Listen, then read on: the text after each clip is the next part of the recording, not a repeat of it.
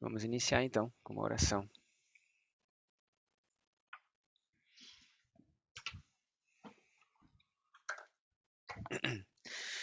Senhor, muito obrigado mais uma vez por permitir a nossa reunião através da internet.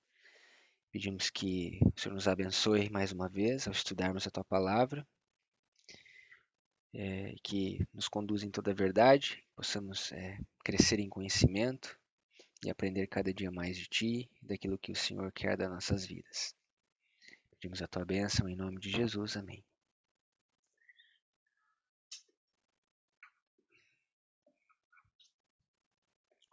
Muito bem.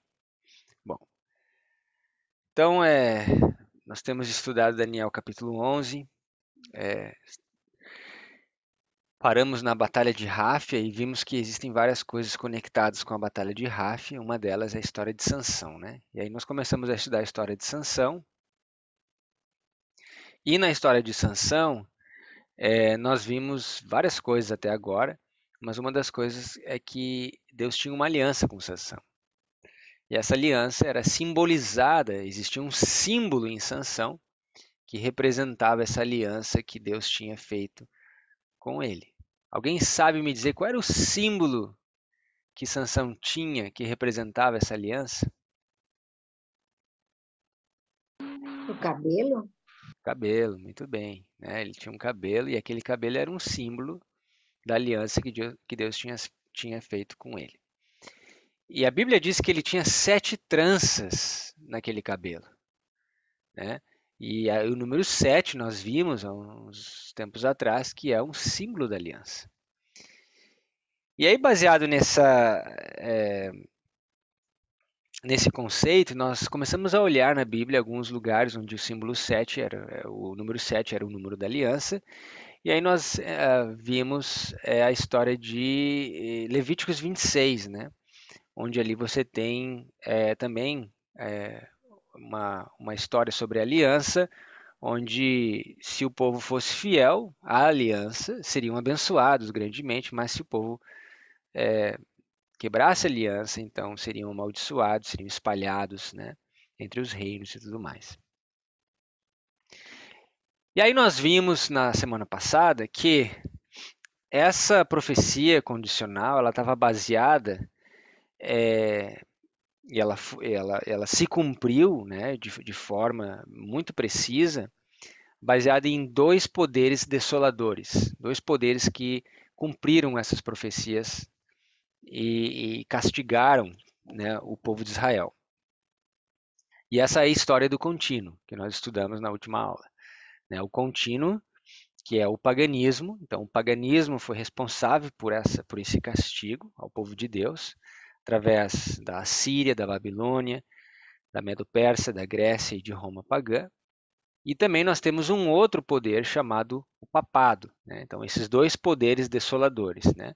O contínuo e a abominação desoladora, que que foi representada pelo papado. 2 diferentes manifestações de Satanás, né? 2 diferentes poderes pelo qual Satanás perseguiu o povo de Deus, né? Uma das perguntas interessantes no estudo passado é por que que o diabo ele se manifesta de 2 formas, né? Através do paganismo e depois o paganismo é retirado e surge então um outro poder que é o papado. Se os 2 poderes são de Satanás, têm a mesma origem. E aí um comentário que eu fiz isso é a visão que eu tenho, assim, né, de modo geral, é que muitas vezes o diabo sabe que atacando de fora para dentro, muitas vezes esse sucesso ele tem um limite, né? Você lembra na época dos cristãos, quando quanto mais Roma pagã perseguia e levava os cristãos ao Coliseu, jogava os cristãos aos leões e queimava nas fogueiras, o sangue dessas pessoas eram como sementes, né? E espalhava, e o evangelho crescia e a mensagem se espalhava. Então Satanás chega um momento em que ele vê que esse plano, essa estratégia já não funciona mais. Quanto mais ele persegue, mais zelosos se tornavam os cristãos e mais a igreja crescia. Então, o que ele fez? Ele muda a estratégia, né? Ele se infiltra por dentro da igreja e através dessa infiltração nasce então o homem do pecado, né? O filho da perdição, que foi profetizado há tanto tempo, então essa manifestação diferente que é o papado aparece, né? Surgindo de dentro, né? O mistério da iniquidade, né? Nós falamos um pouquinho sobre isso. Como que pode um poder tão diabólico ter surgido de dentro da igreja, né? Como que pode, né, isso acontecer? Isso é um mistério, a gente realmente não vai conseguir entender nessa terra. E esse mistério ele se repete várias vezes na história. Nós mencionamos alguns exemplos, por exemplo, no início, os primeiros pais, né, Caim e Abel, nós temos esse mistério ali se manifestando, né? Dois irmãos criados pelos mesmos pais, sob a mesma influência, mas índoles diferentes, né? Um foi por um caminho, outro foi por outro. E da mesma forma, tantos outros exemplos a gente vê na igreja, na Bíblia, né? Tá bom? Bom, e aí eu vou compartilhar com vocês aqui o meu slide, o meu gráfico. E aí nós fizemos um gráfico demonstrando algumas coisas, alguns conceitos, né? Tudo isso aqui é revisão, tá? Tudo isso é revisão. Então veja só alguns conceitos que a gente trabalhou, né?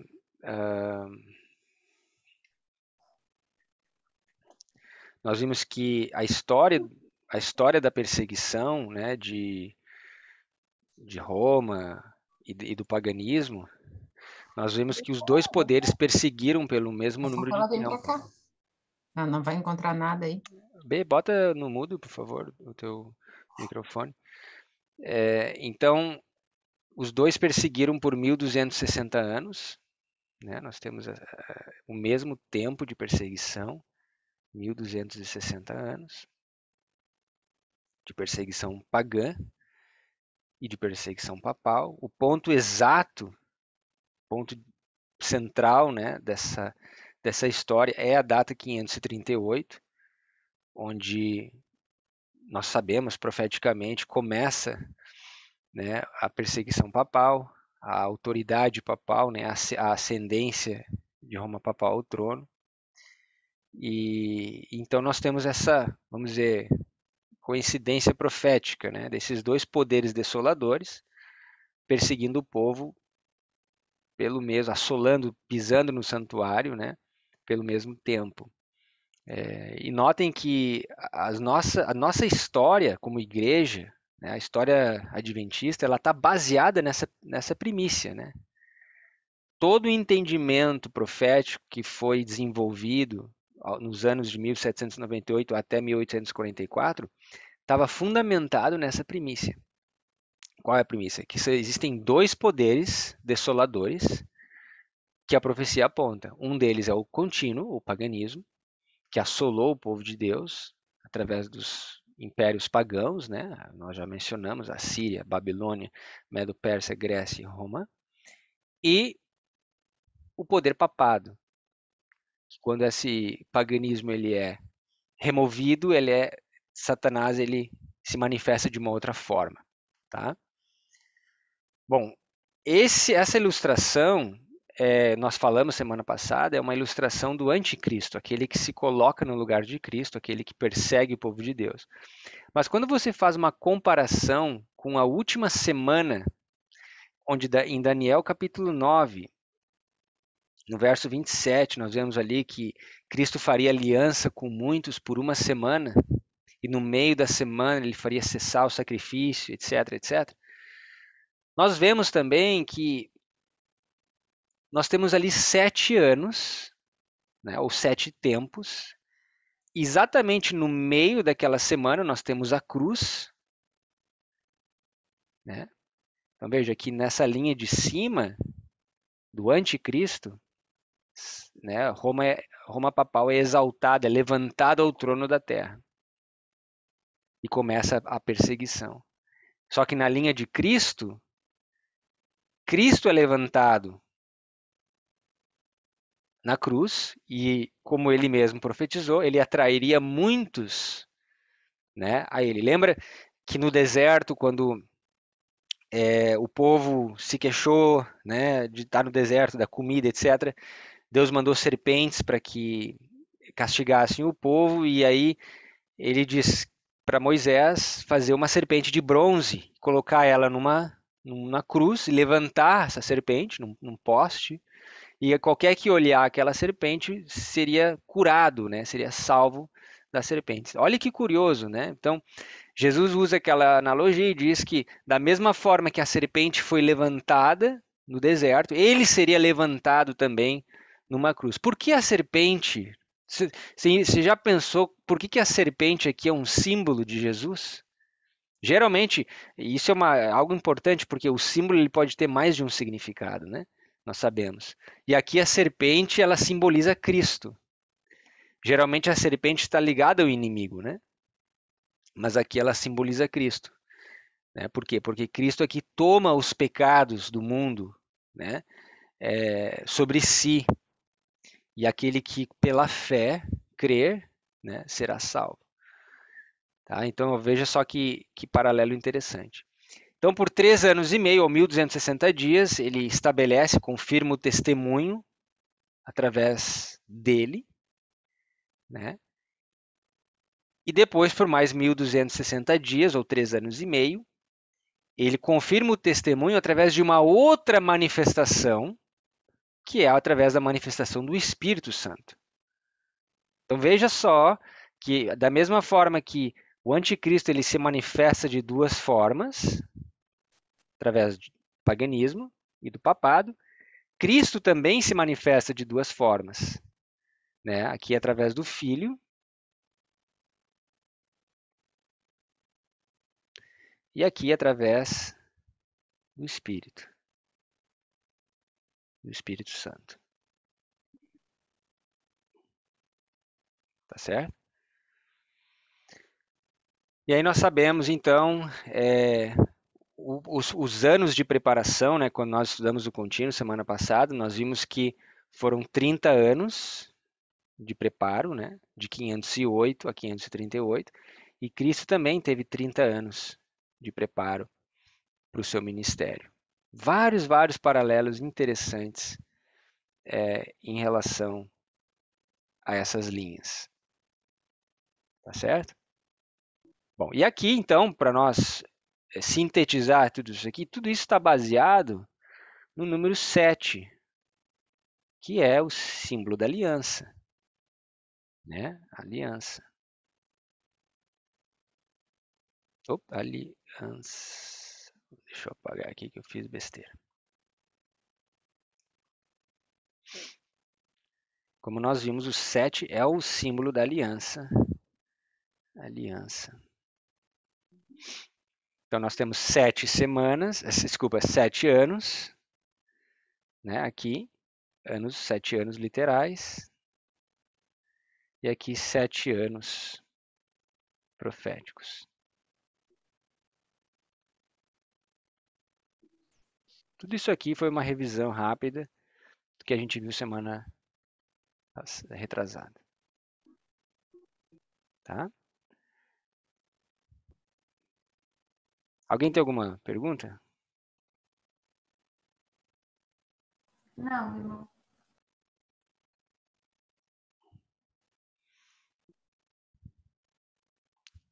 Ok.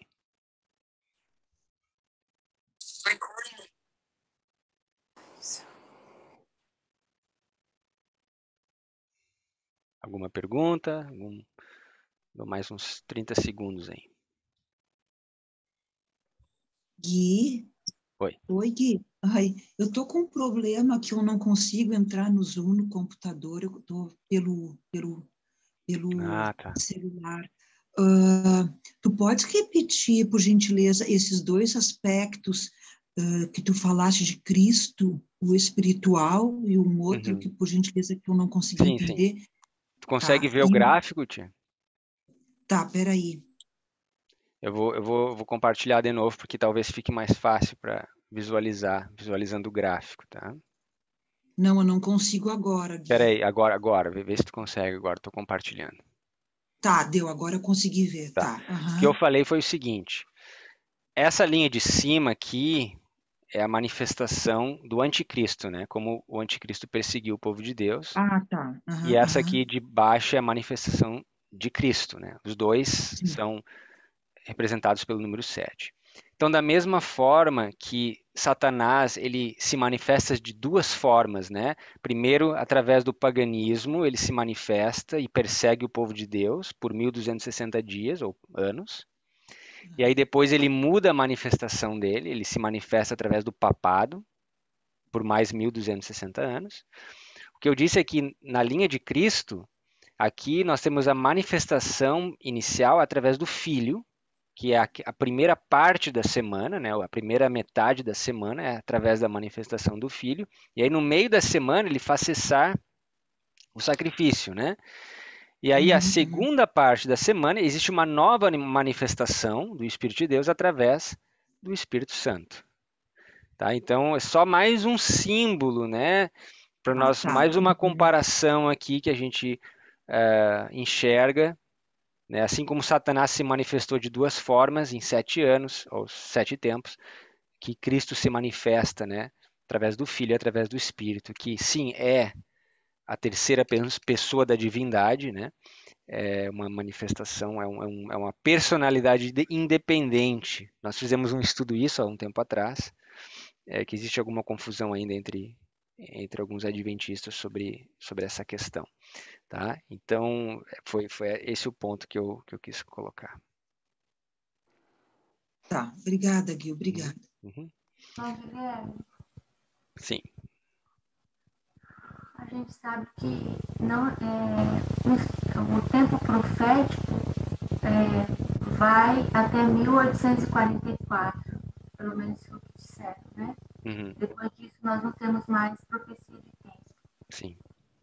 Mas por que acontece tantos erros quando se quer se traçar uma linha depois de 1844? Por que acontece tantos erros quando se quer traçar uma linha depois de... Eu não sei se eu entendi a pergunta. Se a senhora pudesse elaborar um pouquinho melhor. É porque a gente vai com convicção até 1844. Depois de 1844, começa a ocorrer ambiguidades. Hum, o que nós temos que entender, não sei se eu entendi a pergunta, mas 1844 foi, vamos dizer assim, o último momento, 22 de outubro, foi a último momento em que uma profecia de tempo se estendeu, né? Então, essa profecia de tempo, ela chega ao seu final em 22 de outubro de 44. A partir dali, não existe mais como nós prever o tempo.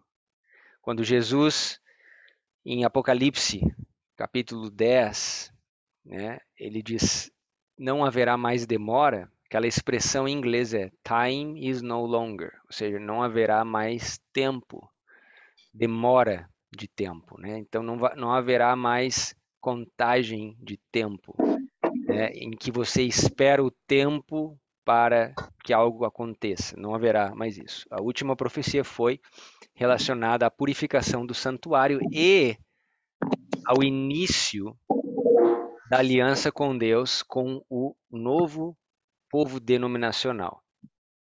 Então, uma profecia, nós vamos ver isso mais para frente, uma profecia está claramente ligada à purificação do santuário no céu, e a outra profecia ligada à aliança que Deus faz com um povo aqui na terra. Tá certo? Então, a partir dali, não há como nós prevermos o tempo. Agora, isso não quer dizer, tá, que olhando para trás, nós não sejamos capazes de identificar certos símbolos, certos elementos que está muitas vezes relacionado ao tempo. E nós vamos ver um deles hoje. Tá? Isso talvez fique mais claro no final. Nós vamos ver que depois de 1844, quando você olha a história do início dos Sete Tempos, você vai ver que alguns eventos eles passam 44, mas não foram preditos. Simplesmente nós conseguimos identificar hoje porque nós estamos olhando para trás, né? Então nós sabemos que existem eventos ainda para se cumprir. Por exemplo, o mais evidente, o decreto dominical. Quando vai se cumprir, nós não sabemos. Mas no momento em que o decreto passa, isso não nos impede de olharmos elementos relacionados a esse decreto e fazermos ligações com o Antigo Testamento, com a Bíblia de uma forma geral. Tá? E não é isso que não é isso que Deus impede ou que pede para nós não fazermos, né? Pelo contrário, nós temos vários exemplos em que nós vamos ver uma das profecias no livro de Isaías, que existe um paralelo muito forte com um evento que passou de 1844. O próprio Sansão, nós vemos que Sansão está conectado com que data? 1863. E o que acontece em 1863? O estabelecimento da Conferência Geral, né? A organização surge.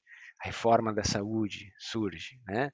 E outros eventos. Então, são eventos importantes que são marcados no tempo, né?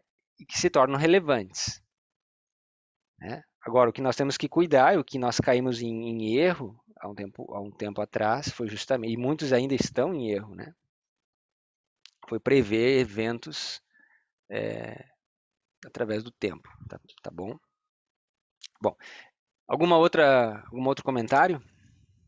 Alguma outra pergunta? Então abram comigo lá em Isaías capítulo 7. Vamos aproveitar esse gancho, vamos entrar então nesse assunto. Isaías capítulo 7. E eu queria lembrá-los que nós fomos em Levíticos 26, um dos capítulos mais criticados atualmente, porque essa ideia dos 7 tempos, dos 2520 anos, basicamente surge em Levíticos 26 pela primeira vez, é a primeira referência que nós temos, né? E uma das grandes críticas surge já na época de 1863-64, onde Ryan Smith e Tiago White eles escrevem um artigo rejeitando o conceito profético de tempo naquele capítulo, né? E assim eles publicam esse artigo e publicam um novo diagrama onde eles removem a ideia dos 7 tempos, a ideia desses dois poderes desoladores, ela é quebrada, porque quando você quebra os 7 tempos, você quebra isso também, né? E então eles publicam isso, e nós vimos numa das aulas passadas que mesmo sem nós olharmos aos 7 tempos em Levíticos 26, existe ali uma noção de tempo também. Existe uma profecia relacionada ao tempo, que não tem nada a ver com os 7 tempos. Alguém lembra que profecia é essa?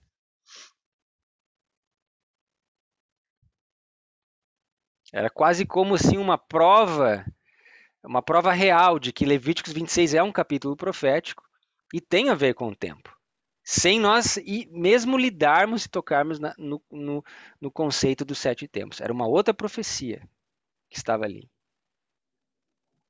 Alguém lembra que profecia era essa? Não era do espalhamento e do ajuntamento?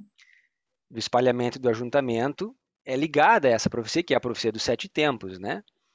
Só que existe uma outra menção ali que está conectada com o capítulo anterior, capítulo 25, onde nós temos ali a história do jubileu, né? Dia-ano, profecia dia-ano. A profecia dia-ano. Ali é a primeira vez que é estabelecido esse conceito, a profecia dia-ano. E aí no Levíticos 26, nós temos ali uma referência ao capítulo 25, mas de um viés profético. Alguém lembra? Isso é muito interessante, porque os críticos dizem que não tem nada de tempo, não tem nada a ver, mas é muito claro ali, quando você olha, né, como Moisés coloca a questão, que está totalmente ligado ao tempo. Não é a folga da terra? Isso, muito bem. Que a terra folgaria os seus sábados, né? Então Isso, a terra folgaria os seus sábados, está ligado ao jubileu. Né? A sim. cada 6 anos, o sétimo tinha que descansar. Então, nós temos aí um princípio. Né? E aí nós vemos depois Jeremias, né? O próprio Esdras escreveu no livro de Crônicas que a terra descansou 70 anos. Por que Sim, 70 anos? Foi porque os eles não haviam sábados. descansado antes. Exatamente. Então nós temos aqui já uma profecia de tempo. Né, um conceito de tempo. Então é um capítulo profético. E é isso que foi, vamos dizer assim, que Deus revelou ao seu povo lá em 2005. Né?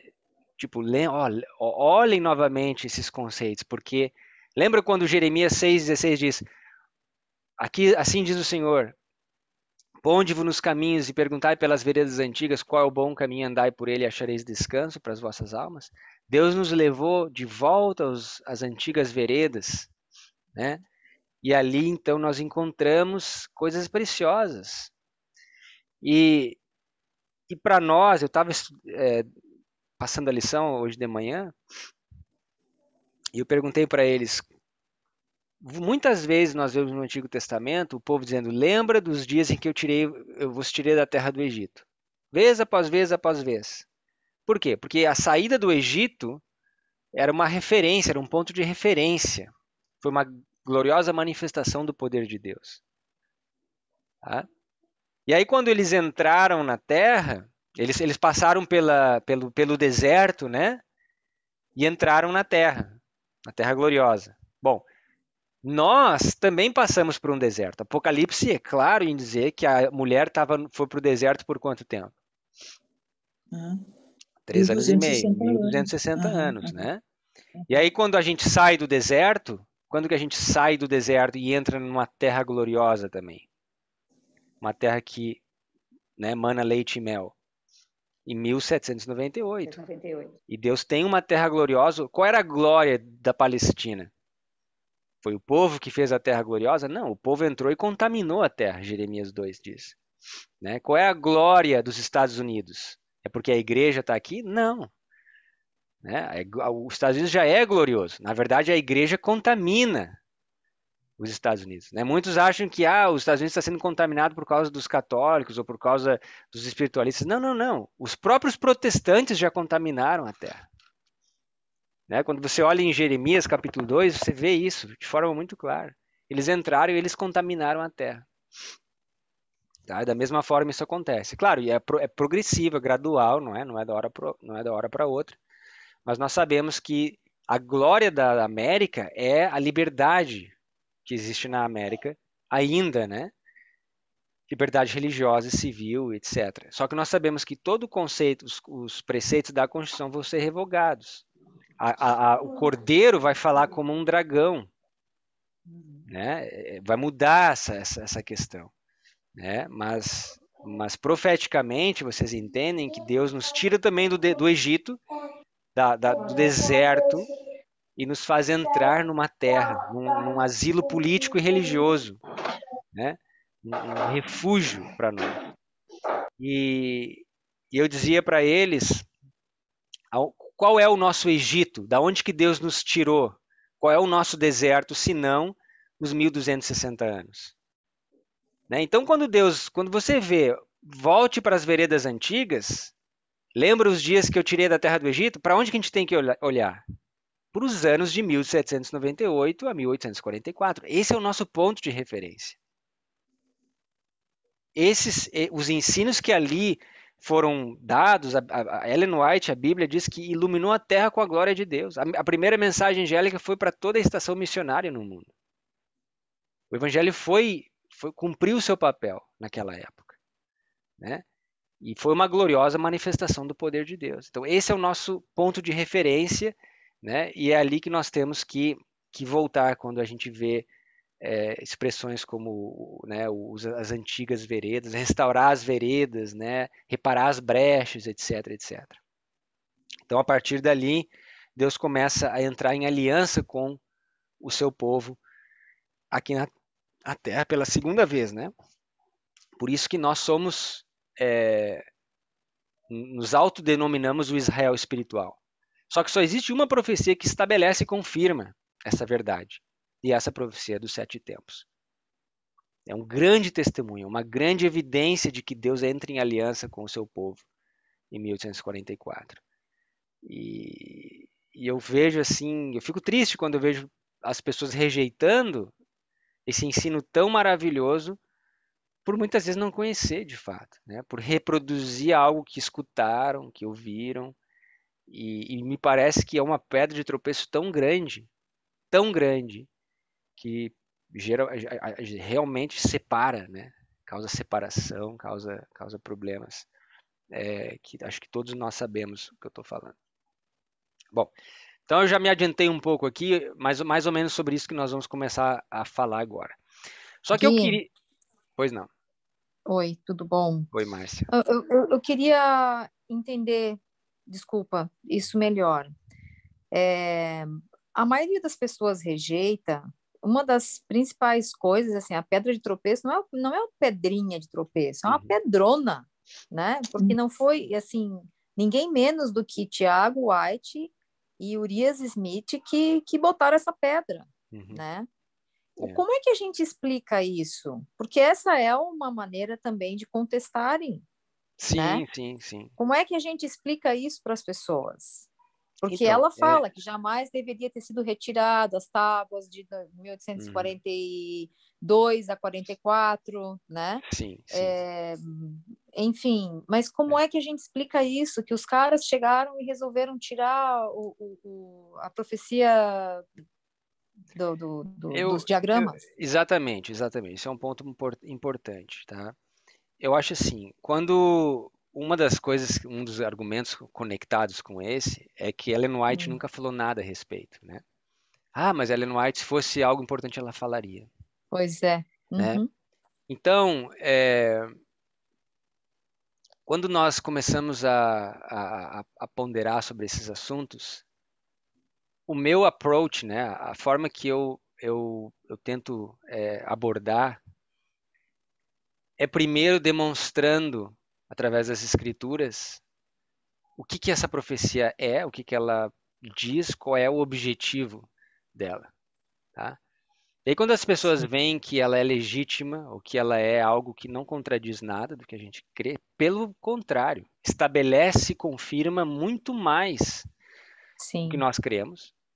Quando eu faço as pessoas perceberem que todo o movimento adventista é baseado nesse conceito dos 2 poderes desoladores, o paganismo e o papalismo, que isso está conectado com o contínuo e conectado com os 7 tempos.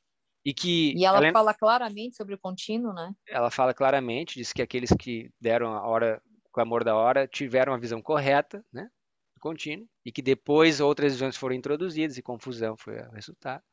E ainda mais ela diz que o contínuo seria verdade presente nos últimos dias, quando ela diz que a história de Daniel 11, do 30 ao 36, seria repetida ao pé da letra. E o que nós temos ali? O contínuo, a remoção do contínuo. Então tudo isso traz toda essa história para o presente, tá? Então esse é um trabalho duro que tem que ser feito. Aí, para você entender completamente, eu acho que não é possível, tá? A gente entender completamente. Mas eu consigo ter talvez algumas explicações para mim, tá? E talvez sirva para vocês. Uma das questões é o fato de que quando você vai, por exemplo, em Apocalipse capítulo 10, eu vou fugir um pouco do assunto, tá? Por causa da pergunta, mas se você vai em Apocalipse capítulo 10, e você vai ver ali que Cristo ele emite 7 trovões. Você está vendo ali no verso 4? No verso 3, na verdade. E clamou com grande voz como quando ruge um leão. O que Oséias... Não é Oséias, Amós. O que Amós 3 fala quando... O que acontece quando o leão ruge? O que significa isso? Só para a gente colocar no contexto, vamos lá comigo em Amós capítulo 3. Amós 3, rapidinho. Aqui também tem uma referência a Oséias 11:10. Não sei se... Ó, Amós. Amós 3, verso 8. Verso 7, né? Amós 3, 7. Certamente o Senhor Deus não fará alguma coisa sem ter revelado o seu segredo aos seus servos, os profetas. Então é o contexto aqui da revelação aos seus profetas. Rugiu o leão, quem não temerá? Falou o Senhor Deus, quem não profetizará? Então quando o leão ruge, o que isso significa? Aqui, ó, é muito firme palavra da profecia saindo da boca de Cristo. Tá? Quando o leão ruge, o Senhor profetiza. Então, quando nós vemos essa simbologia em Apocalipse 10 de Jesus rugindo como leão, e aí 7 trovões emitem as suas vozes, olha só o que acontece no verso 4. E quando os 7 trovões acabaram de emitir as suas vozes, eu ia escrever, mas ouvi uma voz do céu que me dizia: sela o que os 7 trovões emitiram, não escrevas. Então o João aqui escutou, entendeu, mas não escreveu. Por quê? Porque Deus pediu para selar a visão. Tá? O que significa selar a visão? Nós temos que entender que o livro de Daniel e Apocalipse, eles foram selados e abertos de acordo com os movimentos reformatórios. Acho que a maioria de nós já estudou sobre isso. Então, por exemplo, vou dar um exemplo básico para nós entendermos. Quando Cristo veio, no momento, na história dele, o livro foi aberto. Tá? O que foi aberto para aquela geração? O capítulo 9. Capítulo 9, que era o capítulo referente à vinda do Messias. Quem que descobriu? 70 semanas. Exatamente. Quem que estava estudando? Várias pessoas. Mas nós temos certeza de que Simeão, Ana e os sábios do Oriente estavam estudando aquelas profecias. Porque Os pastores, os pastores, talvez, exato. Uhum. Exatamente. Então ali foi aberto o livro de Daniel, né? O livro de Daniel foi aberto. Bom, aí nós sabemos que no tempo dos mileritas, esse livro foi aberto de novo. Então, entre os mileritas e Cristo, alguma coisa deve ter sido selada, algo selou esse livro. Tá? Então, o livro ele é aberto, ele é selado. Quando o livro é aberto na nossa geração, algo no meio desse caminho é selado. Então, o que é selado? É a visão. A visão é selada. Essa é uma analogia que eu faço quando nós temos essa visão, que é a visão completa, os 7 tempos. Toda vez que essa visão é selada, que essa visão é a visão do livro de Daniel, a base do livro de Daniel é essa, né? É o fio dourado. Quando a visão é selada, o profeta não escreve. Então, uma das explicações, talvez, que eu tento convencer a mim mesmo, de por que Ellen White nunca comentou algo muito claro e explícito, é porque a visão ela foi selada. Ela foi selada. Tá? Bom, aí quando você começa a entrar na questão, na história em si, nós vemos que a partir do momento que eles publicam esse novo diagrama e esse artigo, coisas interessantes começam a acontecer. Por exemplo, foi naquele ano que Tiago White teve aquela série de derrames e ele nunca mais foi o mesmo. Nunca mais foi o mesmo, né? A partir dali a sua saúde começa a piorar muito, né? A personalidade dele muda. Ellen White escreve uma carta a uma das suas secretárias e ajudantes, eu esqueci o nome dela, mas relatando a mudança de comportamento dele, etc, etc, a ponto de que alguns anos depois ela teve que morar em casas separadas. Não sei se vocês sabiam disso, né? Mas é uma questão histórica que está ali, né? Sofreu alguma represália, irmão?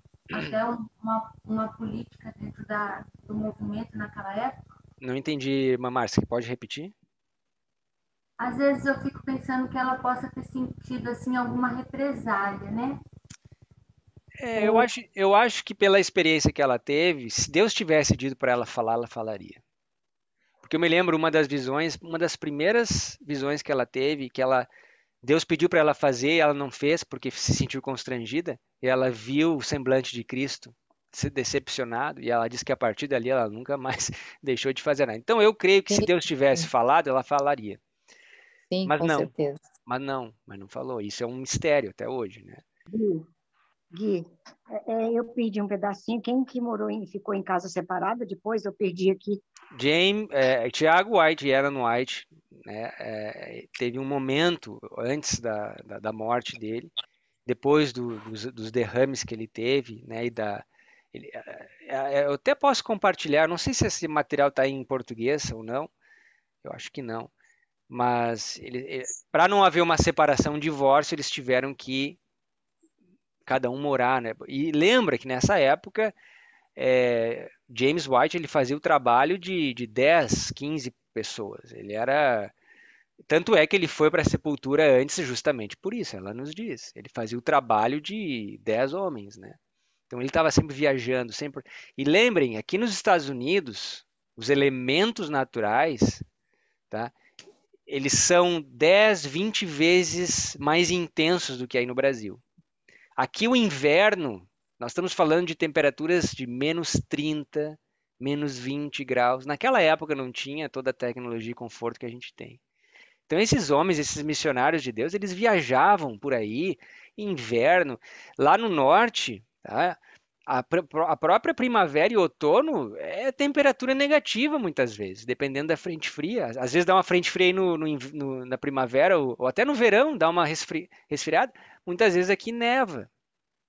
Então, para nós aqui, para o pessoal que vive mais no norte, é assim, -10, -15 é normal, normal, tranquilo, né?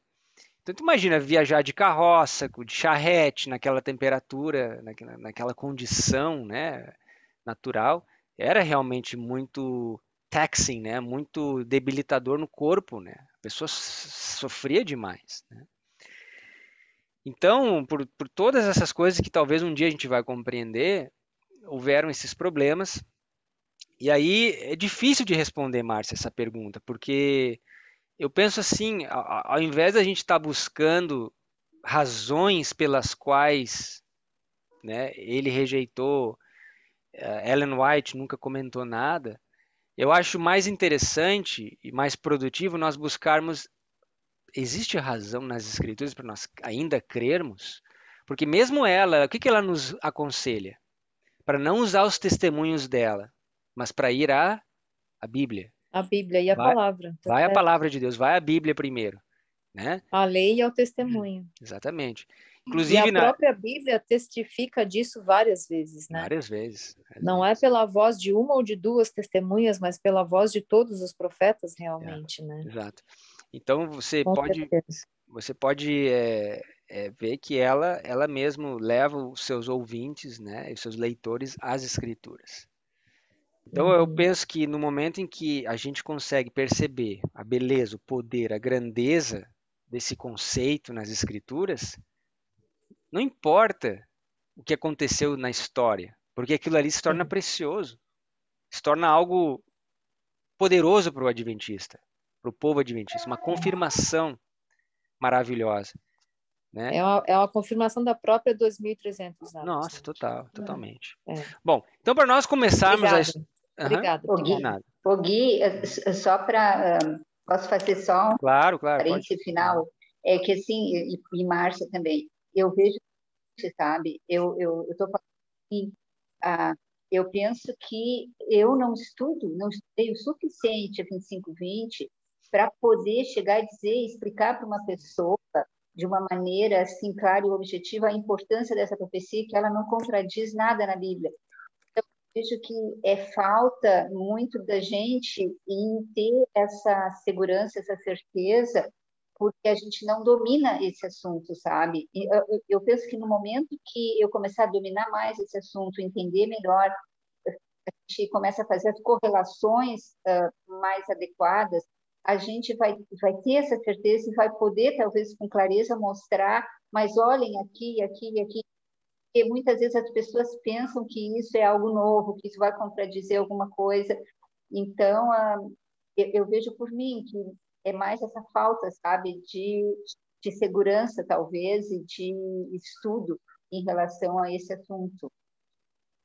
Sim, querida, É isso concordo. mesmo. A tia Eva colocou, Faço minhas as tuas palavras. a tia Eva colocou uma citação essa semana, não sei se vocês perceberam, né? Eu percebi. Se eu não me engano, é um dos manuscritos que foram publicados a partir de 2015, não sei, ela pode confirmar depois, mas diz assim: mais de 1400 anos antes do nascimento de Jesus em Belém, os filhos de Israel se haviam reunidos no belo vale de Siquém e das montanhas que o ladeavam, ouviu-se a voz dos sacerdotes proclamando as bênçãos e as maldições. A bênção quando ouvirdes os mandamentos do Senhor vosso Deus e a maldição se não ouvirdes. Da onde que a senhora tirou esse texto? A senhora lembra? Eu acho que não me lembro, Gui. Bom, Eu leio tanto que é, eu e- lembro as em, coisas. em 2015, para aqueles que têm curiosidade, eu posso tentar buscar isso aí de novo. Em 2015, publicaram manuscritos que não tinham sido publicados. Né, o Centro Ellen White publicou esse manuscrito. E num deles, ela faz um comentário extensivo de Levíticos 26, comentando as bênçãos, as maldições, como que isso era uma profecia. Muito interessante, tá? Muito interessante. A gente pode. Eu sei que a Gabi sabe disso, porque uma vez, há anos atrás, ela mandou para mim um texto. Eu já conheci esse texto. Agora eu tenho que tentar encontrar e aí eu compartilho com vocês, tá? Eu acho que só tem no inglês, tá? Mas ela faz um comentário sobre Levíticos 26, bem bacana, bem interessante. Bom, uma das formas, tá? E isso aqui a gente está todos aprendendo, né? Uma das formas que eu gosto de abordar o assunto não é de Levíticos 26, porque se você começa em Levíticos 26, você já começa com problemas. Aí Já cria resistência. já cria resistência. Toda a crítica ela já está construída em cima daquilo. Então o que eu faço? Eu abordo de um outro lugar. Deuteronômio 28. Não. Nós vamos Não? para Isaías capítulo 7. Olha só o que Isaías, porque como a Márcia disse, todos os profetas falaram sobre isso. Né? Então nós temos que entender esse conceito.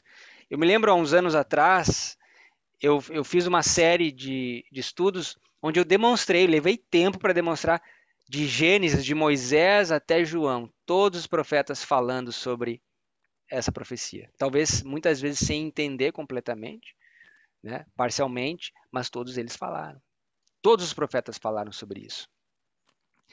E olha só que interessante, Isaías capítulo 7. Aqui nós vamos começar no verso 5. Alguém pode ler para nós do verso 5 até o verso 9? Isaías 7, 5 a 9.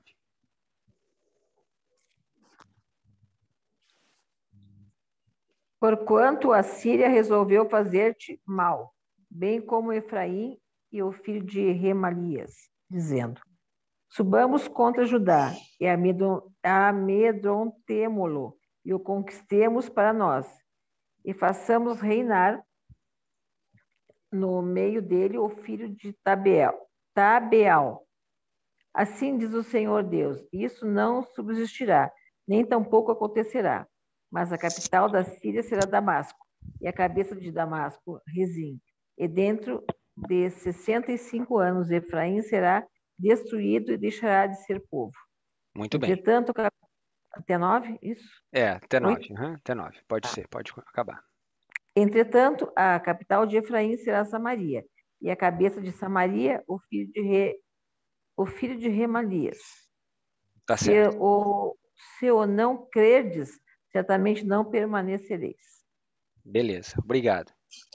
Então, alguém sabe me explicar o contexto desses versos que nós lemos? Nós não temos tempo de ler todo o capítulo, mas qual que é o contexto desses versos?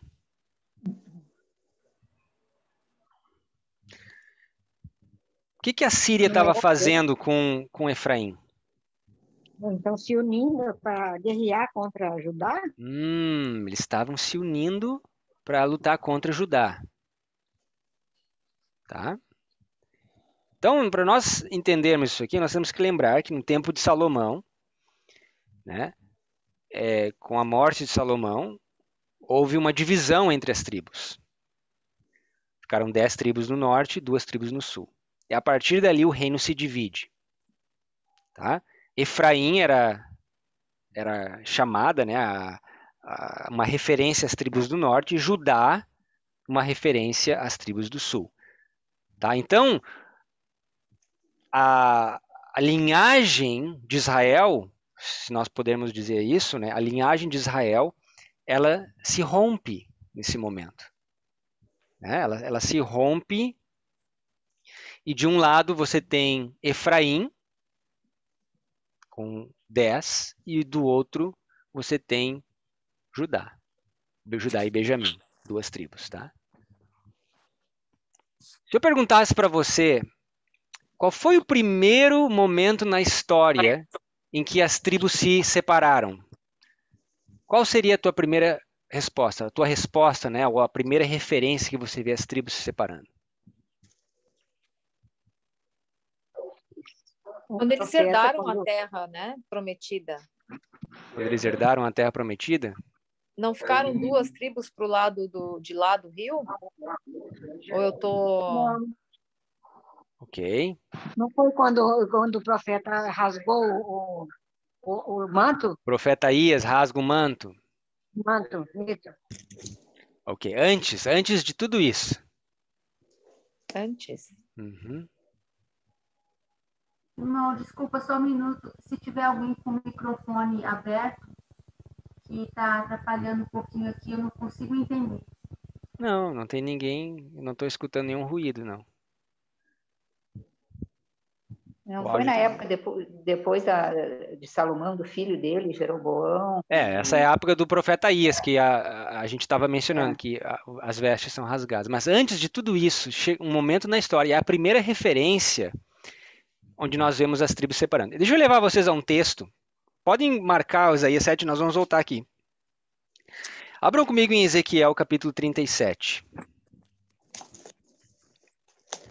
Ezequiel capítulo 37. Para você ver que todos os profetas falaram sobre esse assunto, tá? Essa é a base de tudo. É a base de todo o grande conflito, tá? Notem só em Ezequiel... Tia Inês e Márcia estão com o microfone aberto. Não, mas não tá tendo barulho nenhum delas. Não está tendo barulho nenhum, pode deixar aberto. Tá, irmão, para mim está. Não sei se é a internet aqui está ruim, mas para mim está. Ah, é? Então tenta fechar, vamos ver se melhora. Melhorou, irmã Márcia? Parece que está a mesma coisa, mas tudo bem, vamos continuar. Pois é. Muito bem. Então, Ezequiel 37. Ok? Aqui, eu quero que vocês olhem comigo no verso...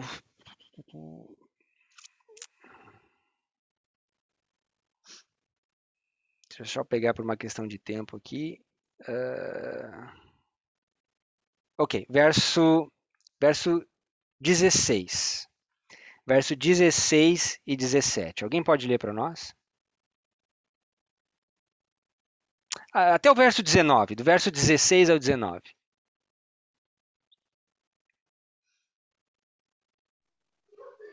Tu, pois, ó filho do homem, toma um pedaço de madeira e escreve nele, por Judá e pelos filhos de Israel, seus companheiros. E toma outro pedaço de madeira e escreve nele, por José, vara de Efraim, e por toda a casa de Israel, seus companheiros. E ajunta um ao outro, para que se unam e se tornem uma só vara na tua mão. Quando te falarem os filhos do teu povo, dizendo, porventura não nos declararás o que significam essas coisas? Tu lhes dirás, assim diz o Senhor Deus, eis que eu tomarei a vara de José, que esteve na mão de Efraim, e a das tribos de Israel, suas companheiras, e as ajuntarei à vara de Judá, e farei delas uma só vara, e elas se farão uma só na minha mão. Bacana, né? Promessa linda, né? Sim. Então, essa promessa se cumpre parcialmente em 22 de outubro de 1844, onde nós temos as duas varas se unindo. Tá? Aqui menciona os filhos de Judá e os filhos de José. Qual foi a primeira vez que as varas se separaram?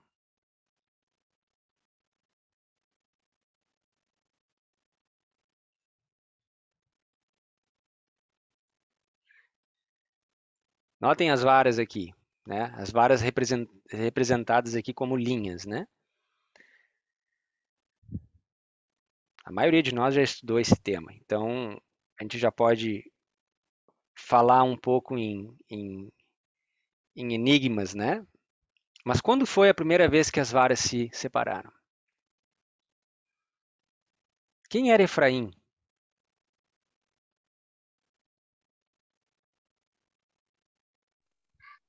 Efraim e Israel, né?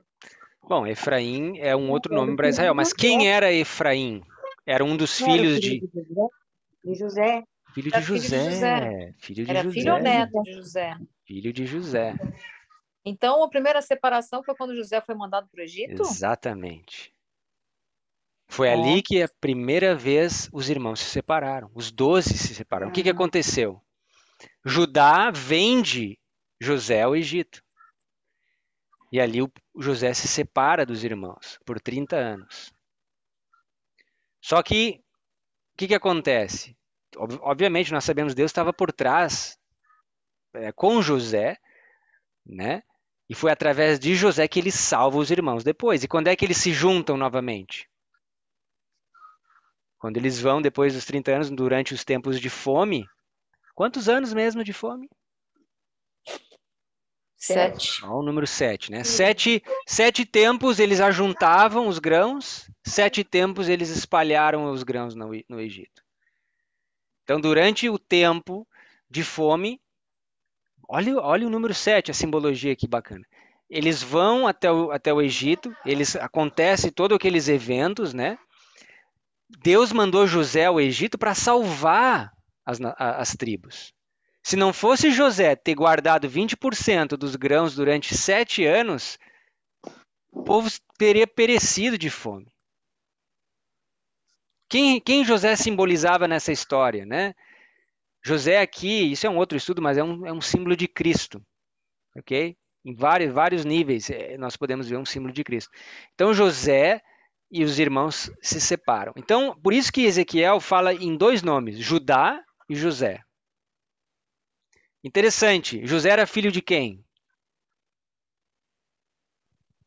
Jacó. E como era o nome da mãe dele? Raquel, Raquel.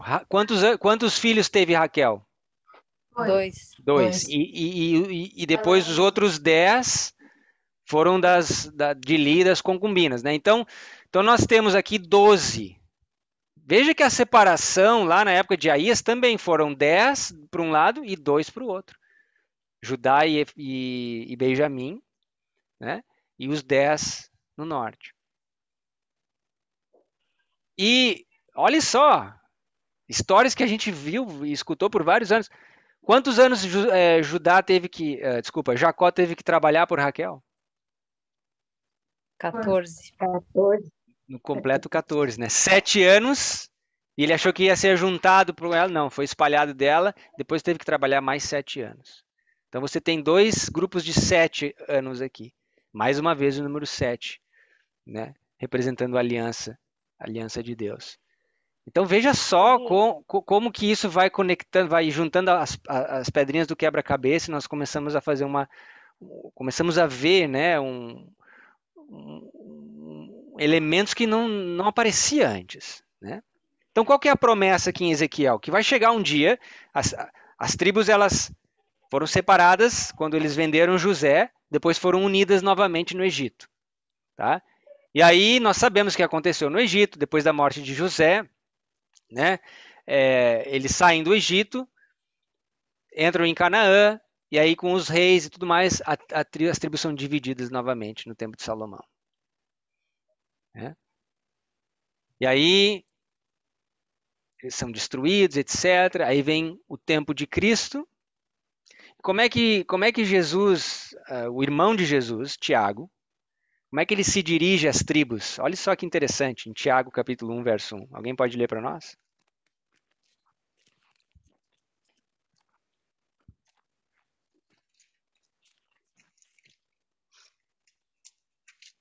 Desde então as tribos estão separadas. No verso 1, o que diz ali? Tiago 1. Tiago, servo de Deus e do Senhor Jesus Cristo, as 12 tribos da dispersão. Saudações. A minha diz as 12 tribos, para as 12 tribos, né? Essa carta é para as 12 tribos que andam dispersas. Saúde. Então as tribos estavam dispersas, mesmo na época apostólica. Então desde então não houve. Ezequiel aqui está dizendo que vai chegar um momento em que o que ia acontecer? As varas iam se juntar. Vocês leram ali comigo, né? Sim, serão um só. Um só. Né? E nós vamos tentar responder quando que essas varas se juntaram. Tá bom? Voltem comigo em Isaías.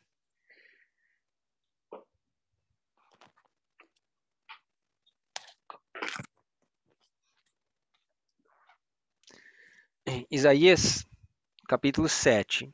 Nós lemos o verso 5 ao 9, né? E aqui nós temos o contexto onde a Síria se une com Efraim, com Israel, com as 10 tribos do norte, e elas querem ir contra Judá. Tá? Então aqui nós temos existe uma guerra civil aqui entre Efraim e Judá, entre o próprio povo de Deus. Eles estão separados, divididos aqui em luta. Tá certo? Só que no verso 8, Deus fala ao profeta o quê? A cabeça da Síria, ou a capital, Damasco, né? Ou a cabeça de Damasco, será quebrada. E diz assim, dentro de 65 anos, Efraim será quebrado e deixará de ser povo. Então, o profeta deu 65 anos e disse, olha, isso aí não vai vingar. Né? Essa aliança que a Síria está fazendo com Efraim não vai vingar. Na verdade, Efraim vai ser quebrado em 65 anos. Só que aí quando você vai no verso, olha só, no verso 17, desculpa, no verso 16, aí Deus diz para Acas pedir um sinal, ele não pede, Deus dá um sinal de qualquer forma, dizendo que a virgem daria a luz e conceberá um filho e se chamará o nome Emanuel. E aí no verso 16 diz, na verdade, antes que esse menino saiba rejeitar o mal e escolher o bem, verso 16, a terra de que te enfada será desamparada dos seus... Quantos reis? Quantos reis? Verso 16?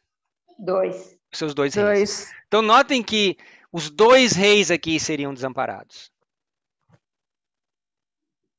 Tá certo? Bom, então eu vou colocar aqui, ó. Essa profecia, ela foi dada no ano de 742 antes de Cristo. Tá? E aí Isaías diz, dentro de 65 anos, Efraim seria quebrado. Não pode repetir o ano, por favor? 742. Ok? O que acontece? Tá? Abram comigo em 2 Reis, capítulo 17.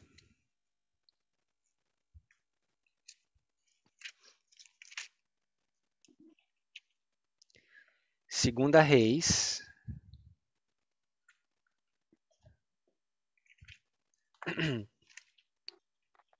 capítulo 17. Verso. Vamos ler aqui do verso 1, se alguém pode ler, do verso 1 até o verso 7. Não, até o verso 6. 1 ao 6.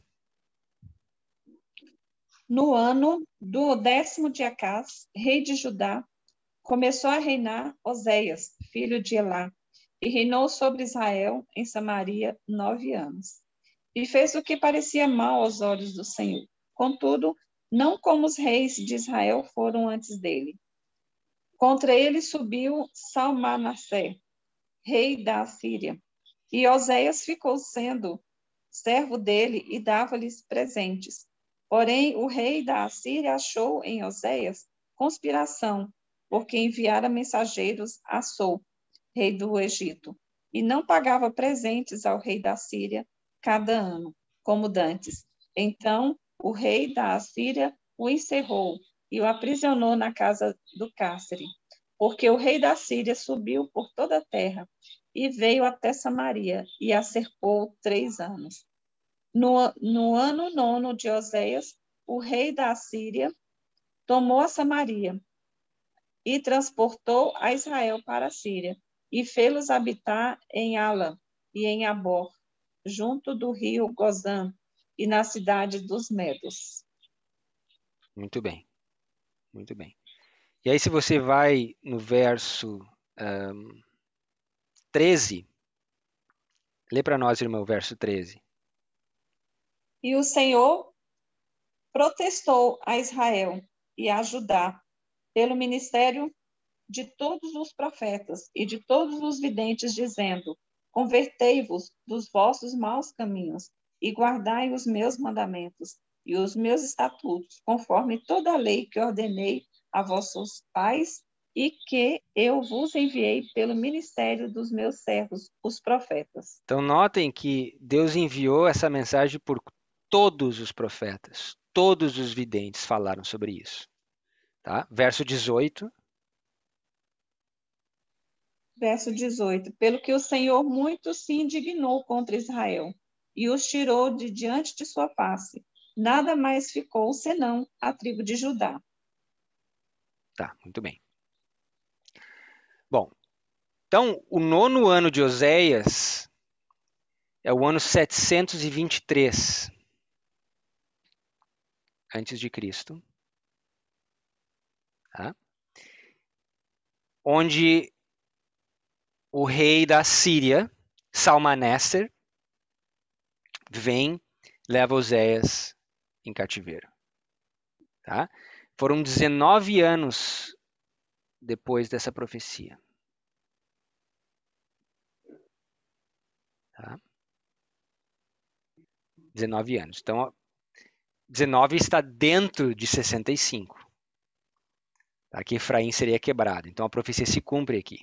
Só que a profecia também fala que ambos os reis seriam levados. Lembram? O que acontece? Se vocês lerem o verso 19, o que diz o verso 19? Até Judá não guardou os mandamentos do Senhor, seu Deus. Antes andaram nos estatutos de Israel, que eles fizeram. Tá, e aí você continua lendo, você vai ver que Judá também foi castigada. Tá? E esse castigo ele está escrito ou descrito no livro de 2 Crônicas. Abram comigo lá em 2 Crônicas.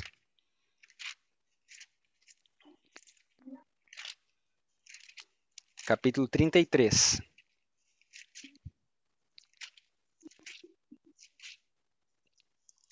Capítulo 33, no verso... Desculpa, qual é o livro? 2 Crônicas? 2 Crônicas, capítulo 33,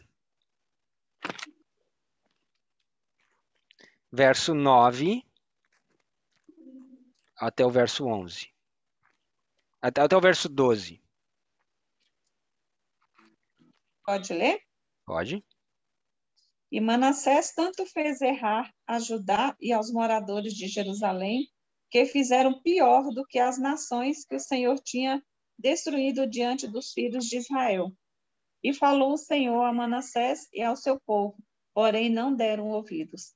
Pelo que o Senhor trouxe sobre eles os príncipes dos exércitos do rei da Síria, os quais prenderam Manassés entre os espinhais, e os amarraram com cadeias e o levaram à Babilônia. E ele, angustiado, orou deveras ao Senhor, seu Deus, e humilhou-se muito perante o Deus de seus pais. Muito bem, obrigado. Então, quando que Manassés aqui é levado em cativeiro também? Esse evento se cumpre no ano de 677 antes de Cristo. Tá? 46 anos depois. Tá? 46 anos depois. Quem é que vem e leva esses dois reis em cativeiro? Qual é o poder que vem e leva?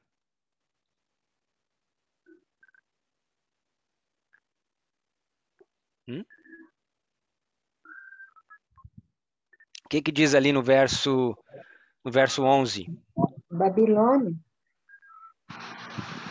Babilônia? Carregaram para a Síria. Babilônia. O Os rei exércitos do rei da Síria. o rei da Síria. O rei da Síria, tá. E Oséias, em 2 Reis 17, também foi o rei da Síria. É, Vocês perceberam? Então, quem que é o poder que leva os reis cativos? Rei da Síria. O rei da Síria. Bom, vocês lembram que Oséias nos fala de 2 leões, nos fala de um urso, um leopardo. Gui, só tira aqui uma dúvida minha. Eu sempre vi esse verso e fala, o rei da Síria levou, mas no fim ele fala, carregaram para a Babilônia. Porque a Síria dominava a região da Babilônia na época. Ah, tá. Entendi. Vocês lembram que em Oséias 13 fala de 2 leões, um urso, um leopardo e uma besta. Nós sabemos que essa besta é Roma, o leopardo é a Grécia, o urso é a Medo-Pérsia. E os 2 leões quem são? Em Jeremias, capítulo 50, verso 17, nós já lemos esse texto várias vezes. Nos fala que os 2 leões são a Síria e a Babilônia. Tá? Então, irmãos, eu pergunto para vocês, o livro de Daniel, quando o livro de Daniel começa a sua história profética, Daniel ele já está vivendo no futuro aqui, ele já está vivendo no tempo do rei da Babilônia. Então ele não inclui o primeiro leão nas visões dele. Vocês percebem? Ele começa já com o segundo leão. Quando ele tem os seus sonhos e visões, ele já começa já com a Babilônia, que é o segundo leão, o leão mais jovem, o leão mais the young lion, como diz a Bíblia. Vocês percebem? Então, a visão ela não está completa, porque está faltando a Síria. Vocês podem ver que esses 2 eventos aqui foram feitos pela Síria. A Síria é parte da visão. E qual é a única profecia?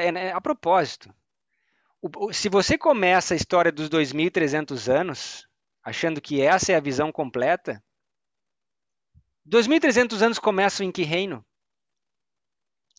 Começam aqui no urso, gente. Lembrem? 457 antes de Cristo. Quem é que reinava nessa época? Era a Medo-Pérsia. Quem foi? O Ataxerxes foi que deu o decreto, lembra? Então, os 2.300 anos é uma visão parcial. Ela começa no urso e vai até Roma papal, né? E passa um pouco depois da ferida mortal. Qual é a única visão completa que compassa todos ou que inclui todos esses animais? É essa visão que nós estamos estudando. Os 2.520 anos. Essa visão é a visão completa. Tá certo? Bom, então a Síria é responsável por esse cativeiro. Agora, algo interessantíssimo aqui. Se vocês notarem aqui... Desculpa, eu tô pasma, desculpa. Porque realmente 2.300 anos começa no urso. Exatamente. Tá, desculpa. Uhum. Não tem problema. Nossa, incrível. Se vocês notarem aqui, no verso 11, diz que Manassés é levado com ganchos e cadeias. Vocês estão vendo? Perceberam aqui? Uhum. Ele foi levado prisioneiro, né? Ele foi levado cativo, com ganchos e cadeias. Tá certo? Bom, Manassés aqui é o rei de Judá, o rei das tribos do sul. Tá? Então ele é levado com ganchos e cadeias. O último rei a ser levado com ganchos e cadeias nas tribos do sul é o rei Zedequias, justamente quando Babilônia vem e destrói o santuário. Tá? E notem como ele é levado também, ele é levado com ganchos e cadeias. Abram comigo em 2 Reis, capítulo 25. Eu quero mostrar para vocês algo interessante. 2 Reis, capítulo 25, verso 7. Eita, estudo difícil. 2 Reis 25, verso 7. O que diz ali? Aos filhos de Zedequias mataram à sua própria vista, e a ele vazaram os olhos. Atacaram-no com 2 cadeias de bronze, e o levaram para a Babilônia. Muito bem. Então é claro que nós vemos que Zedequias ele é levado com cadeias de bronze. Tá certo? Cadeias de bronze. Uhum. Manassés é levado com cadeias, mas não fala do que é. Só diz que é levado com cadeias. Agora, olhem comigo. Qual é a citação que diz, desculpe, o verso que fala que Manassés foi levado... Verso 11. Verso 11. Perdi. Qual é o livro? 2 Crônicas 33, verso 11. Ah, tá. Obrigada. Tá? Agora, voltem comigo em Levíticos 26. E alguém lê para nós o verso...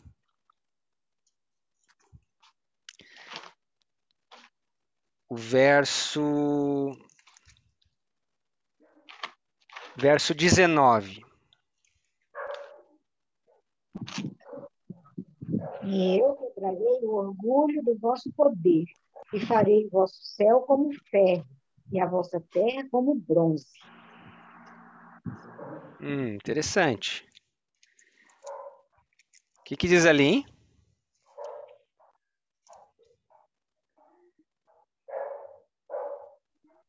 Ferro e bronze. Que ele quebraria a soberba. Qual era a soberba do poder de Israel, senão o próprio rei, né? Só ele quebraria, lembra o que Deuteronômio falava, que ele levaria o rei cativo, quebraria a soberba do poder, e os céus seriam como cobre, né? E a terra como bronze. Notem que interessante. Em Deuteronômio 28, se eu não me engano, aparece novamente essa expressão. Abram comigo lá, vou ver se eu acho rapidinho aqui. Aqui, verso 23. Deuteronômio, você pode anotar aí, 28, 23 diz assim: e os teus céus... Bom, antes disso, para nós colocar o contexto, diz assim, no verso 36, o Senhor te levará a ti e teu rei, que tiver exposto sobre ti uma nação que não conheceste, nem tu e nem teus pais, e ali servirás outros deuses, ao pau e à pedra. Tá? Então aqui diz que muito antes dos reis de Israel pedir um rei, Deus já sabia que eles iam pedir, dizer, vocês vão levar em cativeiro se vocês quebrarem a aliança. E aí no verso 23, justamente sobre isso, fala o seguinte: e os teus céus que estão sobre a cabeça serão de bronze, e a terra que está debaixo de ti será de ferro. Está vendo a mesma expressão, ferro e bronze? Perceberam aqui? Tá. Bom, Zedequias, as cadeias deles eram de bronze. Certo? Só que a Bíblia não fala de Manassés. Mas olha só no livro de Daniel. Daniel capítulo 4. Olha só que interessante. Daniel capítulo 4.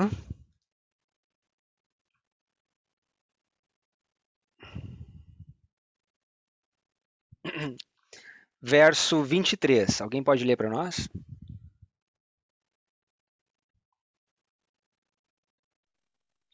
E quanto ao que vi o rei, um vigia, um santo que descia do céu e que dizia: cortai a árvore e destrua, mas o tronco com as suas raízes deixai-a na terra e com cadeias de ferro e de bronze na erva do campo, e seja molhado do orvalho ao céu, ao orvalho do céu, e a sua porção seja com os animais do campo, até que passe sobre ele 7 tempos. Uau. Quem é quem é essa árvore que foi cortada aqui e atada com ferro e com bronze? Foi o rei Nabucodonosor. Ok. Eu repito a pergunta. Quem é? Quem representa essa árvore? Babilônia. O próprio Israel. Judá. Essa experiência de Nabucodonosor foi a experiência de Judá. Durante 7 tempos foram espalhados entre os animais do campo, ou entre as nações, atadas com cadeias de ferro e bronze. Sim. Tá? Então, mais uma vez, essa expressão atadas com cadeia de ferro vem da onde? Levíticos 26. Então, é uma referência da maldição de Moisés. Então, notem que a experiência que Nabucodonosor passa, aqui o rei da Babilônia, ela está tipificando a experiência que Judá passou. Porque o que acontece com Judá? O que acontece com Manassés? Ele vai ao cativeiro, ele confessa o seu pecado, e o que acontece com ele? Ele não é restituído ao seu trono? Não é? O que acontece com Nabucodonosor? Ele vai ao cativeiro, né, pasta com os animais, 7 tempos, e no final dos 7 tempos ele é restituído também ao seu trono. Então a experiência de Nabucodonosor aqui está tipificando a experiência de Judá. E nós vamos ver que a linha de Judá, ela enfatiza o ajuntamento. Eles são espalhados, mas no final eles são ajuntados. Tá? Eu queria ler para vocês uma citação que vem do Apócrifo. Tá? O livro de Manassés no Apócrifo. Eu não sei se vocês já tiveram a chance de ler, mas a Bíblia nunca menciona a oração de Efraim. Desculpa, a oração de Manassés. Ela menciona, Esdras menciona que ele foi ao cativeiro, ele orou, ele confessou o seu pecado. Deus escutou a sua oração e restituiu ele ao trono. Tá? Mas o Apócrifa, ele menciona, ele fala a oração de Manassés aqui. Tá certo? E olha só que interessante aqui, é só um capítulo que tem o livro, no verso 10, olha só. Ele vai falando, né? Minhas transgressões ao Senhor se multiplicaram, né? Eu não sou digno, por causa das multidões da minha iniquidade. Eu me prostro diante de ti com muitas, diz aqui, com muitas cadeias de ferro. Iron bands. Que eu não consigo erguer a minha cabeça. Então, o que Manassés aqui, ele está aprisionado com cadeias de quê? Cadeias de ferro. Zedequias, cadeias de bronze. Manassés, cadeias de ferro. O primeiro rei que é levado cativeiro, cadeias de ferro. O último rei que é levado em cativeiro, cadeias de bronze. Muito, muito interessante, eu achei essa ilustração, porque em Levíticos 26 é repetido em Deuteronômio 28, e em Daniel capítulo 4 é repetido novamente. Então, alguma relevância. Se 3 vezes Deus enfatizou isso, porque alguma relevância tem, né? Tá? Então, vamos colocar isso no gráfico para a gente começar a entender aqui os pontos. Tá? E aí nós vamos continuar esse estudo, claro, na próxima aula. Então nós temos aqui, nós vamos ilustrar a linha de Israel aqui. São duas linhas, tá?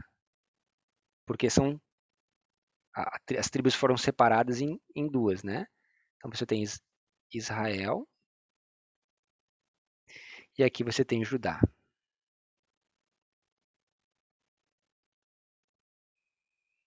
Tá?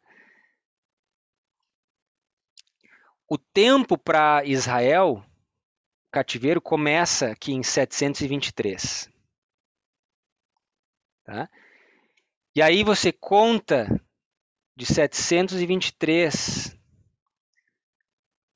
2.520 anos, você cai no ano de 1798. Na verdade, essa linha aqui é exatamente igual a essa linha aqui de cima. Ó. Tá? Nós vamos ver como que isso como que isso acontece, né? No meio dessa linha, você tem 538, ano Domini aqui, né? E aí você tem 1.260 anos de perseguição papal. E aqui você tem 1.260 anos de perseguição pagã. Tá? 2.520 anos é o preço total, né? O tempo total da maldição. Tá certo? Só que em Judá começa 46 anos depois. Tá? Que começou... em Judá começa em 677 a.C. E aí quando você conta 2.520 anos, você chega ao ano de 1844. Tá? Então notem que, à primeira vista aqui, as duas profecias, as duas linhas, elas chegam em datas que já são estabelecidas por outras profecias. Tá? Você, pelo menos, tem mais duas testemunhas que estabelecem o ano de 1798. Você tem os 1.260 anos, tá? E você tem também os 1.290 anos em Daniel capítulo 12. Tá certo? Só que aqui em 1844, você só tem uma testemunha que estabelece 1844, que são os 2.300 anos. Tá? Os 2.300 anos. Então, na verdade, é importante nós termos pelo menos duas testemunhas que estabeleçam essa data. E os 2.520 é essa testemunha que estava faltando. Então, esse é um outro argumento interessante da importância dessa profecia. Tá? Então, vocês podem ver aqui que nós temos um período de 46 anos, tá? Entre o final dessas duas linhas. Qual que era a promessa em Ezequiel? Que chegaria um tempo em que a linha de Efraim seria juntada, ou a linha de Israel seria juntada com a linha de Judá. Quando que isso acontece? Exatamente em 1844. Aqui as tribos espiritualmente elas se unem e elas se transformam no novo povo denominacional. A nova nação ou denominação que Deus entra em aliança, chamada os Adventistas do Sétimo Dia. Tá? Da mesma forma que Deus entrou com aliança com Israel no passado, deu a sua lei, ele dá a sua lei aqui. Deu orientações sobre o santuário, ele dá orientações sobre o santuário. Orientações sobre a reforma da saúde, também orientação sobre a reforma da saúde. Duas tábuas lá, duas tábuas aqui também, as tábuas de Abacuque, etc, etc, etc. Gui, eu tenho a dúvida, o povo de Israel não foi extinto? Eles foram. Como que vai unir as duas, Israel e Judá, se a de Israel foi extinta, rejeitada como povo? É isso que me deixa confusa. Bom, eles não eram mais povo denominacional. Os samaritanos, na época de Cristo, quando Cristo veio, eles não eram um povo denominacional. Deus já tinha abandonado a aliança que ele tinha feito com Israel. Mas eles nunca deixaram Por exemplo, por que Jesus foi a Samaria, né, e falou com a mulher samaritana? Porque ele queria juntar também os gentios, né? Somos nós descendentes de Abraão pela linhagem de sangue? Não, nós somos, a maioria de nós provavelmente é através da linhagem espiritual, né? Então, quando nós vemos as tribos espalhadas no tempo apostólico, como nós lemos em Tiago, nós estamos falando aqui das tribos espirituais, né? Nós estamos falando de linhagem de sangue, tá? Então, os gentios, eles também são co-herdeiros das promessas, né? Nós somos gentios, nós somos chamados para sermos filhos de Abraão pela fé, tá certo? Então, o povo adventista, por exemplo, eu tenho provavelmente sangue de muçulmano, porque a maioria, muitos do sul do Brasil, por exemplo, os portugueses que foram para o Brasil, muitos deles têm sangue muçulmano. Por quê? Porque os muçulmanos eles dominaram Portugal por muitos anos. Os otomanos, né, dominaram os mouros. Quem eram os mouros, se não os muçulmanos? Né? Então, provavelmente, muitos têm sangue de mouros, porque de origem portuguesa. Né? Outros têm sangues, talvez, de bárbaros. Né? Eu tenho sangue irlandês. Sabe-se lá de onde que vem a minha linhagem, né? E assim por diante, né? Tá? Então, o que acontece em 1844 é essa união das duas varas. E aqui Deus entra em aliança com o seu... Então, por isso que essa data aqui, ela é tão importante para nós hoje. E por isso que essa profecia conta a história da aliança que foi quebrada e agora da aliança que foi ratificada novamente com o povo adventista. Tá? Gui, Pois não. só para te falar que eu mandei ali para o seu WhatsApp aquele texto do Espírito de Profecia que ela fala sobre profecia. Ah, legal. Depois eu vou compartilhar com o pessoal. Obrigado, Gabi. Agora, notem o seguinte, que olha que interessante, tá? Da mesma forma que nós vemos 19 anos aqui no início, tá certo? Se nós pegarmos, e aí a gente volta pela primeira pergunta que fez, né? Ah, mas depois de 1844, sim, não há mais profecia de tempo. Só que olhando para o passado, agora nós podemos reconhecer algumas coisas interessantes. Se nós colocarmos 19 anos aqui, qual é a data que a gente chega aqui? 1863. Uau, essa é a data da publicação da rejeição do 2520.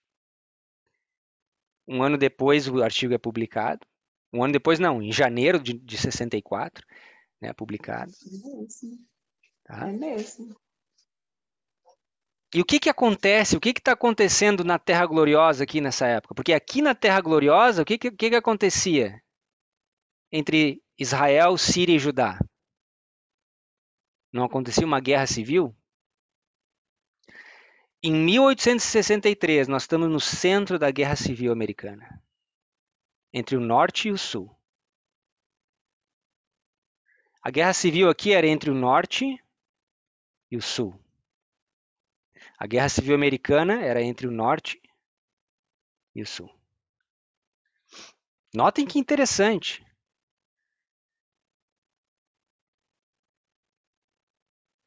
Ok? Então, esse é um exemplo de uma data, por exemplo, 63, que é uma data importante para nós, estabelecida, mas ela não está ligada a nenhuma predição, nenhuma profecia de tempo que chega até lá. Aqui nós estamos fazendo simplesmente um espelho, né? Espelhando aqui e botando mais os 65 anos, né? De Isaías, espelhando no final. E aí nós chegamos nessa data muito curiosa, que é justamente a data da rejeição dos 2.520 anos. E da guerra civil e tudo mais, e tudo mais. Tá? Eu acho que esse é um bom momento para nós pausarmos aqui. E na outra semana a gente continua, mas eu queria ver se alguém tem alguma pergunta para nós fazermos antes da oração. Então, Gui, quer dizer que todos os acontecimentos após essa data aí, a gente só consegue entender depois do evento cumprido. Porque Bom, não tem mais profecia de tempo, não, então... não. Depois do dia 22 de outubro de 1844, não há mais como nós prevermos uma data, um tempo, né, um evento que acontecerá numa data específica. Baseado em Apocalipse 10 e também o Espírito de Profecia várias e várias vezes nos adverte sobre isso. Então, Guilherme, nem fazendo a aplicação do método, né? De Isaías. Não. Não há como você prever o tempo, o momento em que vai começar, ou que vai passar o decreto dominical, ou que vai acontecer a batalha, né, a batalha tal, ou então o tempo da angústia. Não, nada disso. Nada disso. Ou a volta de Jesus agora em 2030 e poucos, como muitos falam, né, baseado aí no ciclo de 7 e tudo mais. Nada disso. A gente pode ver que o tempo está próximo. Olhando para vários aspectos, você vê o tempo está próximo. Mas isso não te dá a licença, né, de marcar um tempo específico. Então, a gente vive sempre na expectativa. Sim, sim. O que diz, né? A visão tardará, mas se tardar, espera-o, porque certamente virá, não tardará. O justo viverá pela fé. Então, nós estamos no momento de tardança da visão.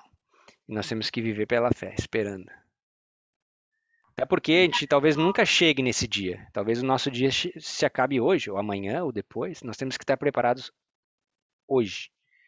Independente dos eventos, independente de como está a sociedade, a política, etc, etc. Os sinais, né? Hoje é o dia, né, de preparo. Hoje é o dia da salvação. Então, essa é a mensagem mais importante, né? A gente está em paz com Deus hoje. Amém. Claro, tudo isso serve de bagagem para nós ensinarmos por que, por exemplo, nós somos o Israel espiritual hoje. Por que muitos das coisas que aconteceram com Israel se repetem hoje no nosso povo, né? Por que muitos dos erros do passado estão se repetindo hoje, né? Por que nós, assim como Israel, somos privilegiados hoje?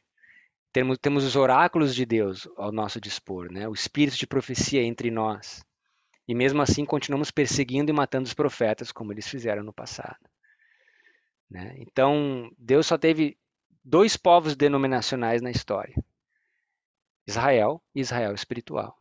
E a igreja adventista, ela cumpre as características do Israel espiritual.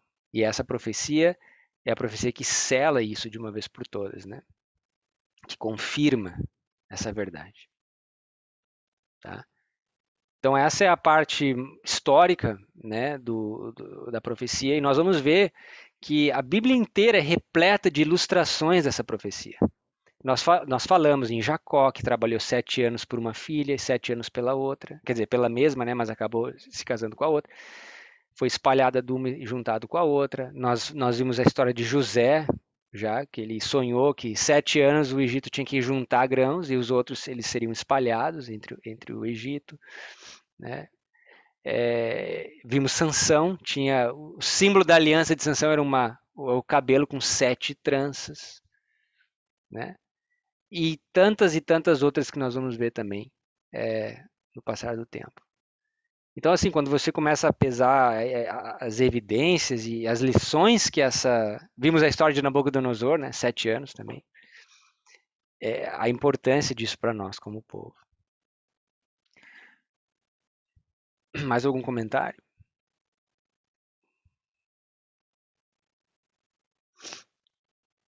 Ok, vamos orar então. Senhor, obrigado pela tua palavra que é luz para os nossos caminhos.